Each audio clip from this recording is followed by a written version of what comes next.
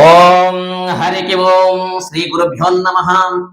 శ్రీ మాత్రేయ నమః. యూట్యూబ్ ప్రేక్షకులు నమస్కారము. కాల సర్ప దోషముల గురించి తెలియపరుస్తున్నాను.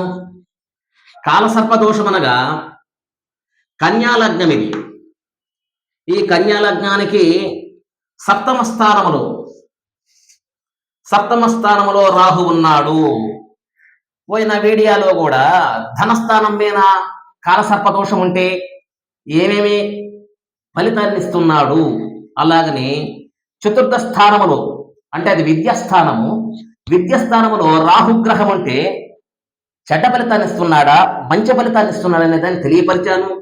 అలాగని ఇప్పుడు సప్తమ స్థానములో రాహు ఉన్నాడు. చూడండి, లగ్నము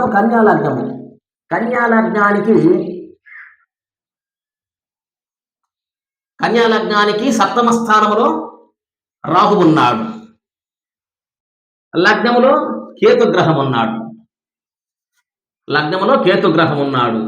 కాబట్టి కన్యాలగ్నము, ఈ కన్యాలగ్నానికి సప్తమ స్థానంలో ఉంటే అది వివాహ స్థానం అంటే మాంగళ్య స్థానము అంటారు. వివాహ స్థానము, మాంగళ్య స్థానము. అయితే పురుషులకైతే భార్యకి సంబంధించింది, స్త్రీలైతే భర్తకు సంబంధించినటువంటి ఈ ఒక సప్తమ స్థానము యోగిస్తున్నది. అయితే సప్తమ స్థానంలో రాహు గ్రహం ఉంటే ఏమి చేస్తాడు అనే దాని గురించి ఇప్పుడు ఇది వివాహ స్థానంలో రాహు ఉంటే ఒకటి దాంపత్య జీవితము ఖచ్చితంగా అయితే దోషం ఉన్నది. కన్యా లగ్నానికి సప్తమ స్థానంలో రాహు ఉండి లగ్నములో కేతుగ్రహం ఉండి రాహు సప్తములో ఉంటే ఇది కాలసర్ప దోషం అంటారు. వివాహానికి సంబంధించిన దోషం బాగా కనిపిస్తున్నది. అయితే ఒకటి వివాహ స్థానంలో రాహు ఉండటం వలన వివాహము కాదు, ఆగిపోతున్నది. దగ్గరకు వచ్చినట్టు వచ్చే అది నిశ్చితార్థమైనా కానీ ఆగిపోతున్నది. ఒకవేళ బలవంతంగా ఎట్లో కట్ట దానికి పరిహారం చేసుకుంటా వివాహం చేసినా కానీ వివాహము మాంగళ్యం నిలబడదు. ఒకటి ఒకరికొకరు సంబంధం లేకుండా విడాకులు తీసుకోవటము, దాంపత్య జీవితము లేక సుఖమయంగా ఉండకపోవటము, అనేక రకమైనటువంటి సమస్యలు కలగటానికి ఖచ్చితంగా అవకాశం, ఇందులో సందేహం లేదు, ఖచ్చితంగా అయితే ఉంది.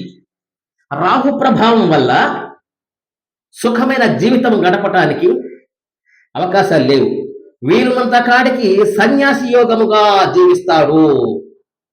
అంటే అక్రమ సంబంధాలు ఉంటే ఉండవచ్చు, కానీ దాంపత్య జీవితం భార్యాభర్త సంబంధం అనేది, వివాహం మాంగళ్య సంబంధం అనేది ఖచ్చితంగా ఉండదు. అయితే ఒకవేళ విరుద్ధంగా చేసుకున్నా కానీ ఆ అమ్మాయికి అబ్బాయికి సంబంధాలు ఉండవు, ఎవరి పాటికి వాళ్ళు విడిపోతారు.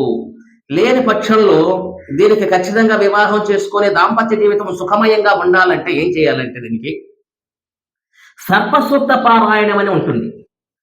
సర్పసూక్త పారాయణము చేయించి నాగ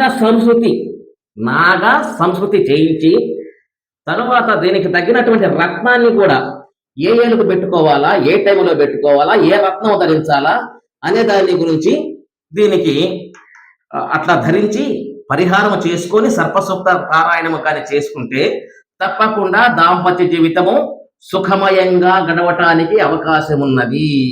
అట్లా కాకుండా మన మామూలుగా వివాహం చేసుకుంటే దాంపత్య జీవితం అనేది సుఖమయంగా ఉండటానికి అవకాశం లేదు. విడిపోతారు, విడాకులు జరిగిపోతాయి, ఒకరికొకరు సంబంధం ఉండదు. కాబట్టి ఈ కాలసర్ప దోషాన్ని గ్రహించి మనం జాతకములో ఎవరెవరికి ఉంటున్నది, ఎవరి జాతకములో కాలసర్ప దోషం ఉండేవారు చాలా జాగ్రత్తగా పరిగ్రహించుకోవాలని దీన్ని తప్పకుండా చేసుకొని పరిహారం చేసుకొని సుఖమైన జీవితం గడుపుకోవచ్చును.